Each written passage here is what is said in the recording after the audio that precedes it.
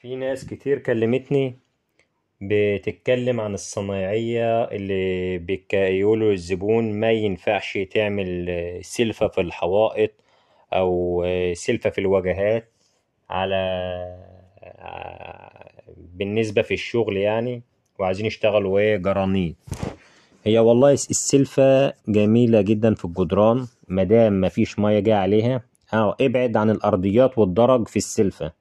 أما في الجدران الشكل جميل جدا، وهعرض لكم بعد بعض المداخل والواجهات سلفة مع الجرانيط، سواء جرانيط رويال، جرانيط أحمر، جرانيط أسمر. الخامات دي كلها عادي، السلفة شغالة مع أي نوع من الجرانيط. والسلفة جميلة جدا في الحوائط وما تزعلكش، مش هتزعلك في حاجة، بعيدا عن الجدران اللي فيها رطوبة.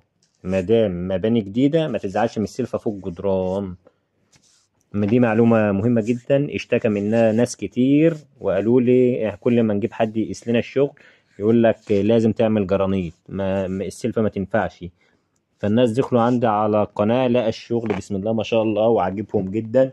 فأنا قلت أتكلم في النقطة ديت عشان برضك يبقى الناس كلها تعرف السلفة تشتغل معاك جدران أو واجهات، بس ابعد عن الدرج والأرضيات.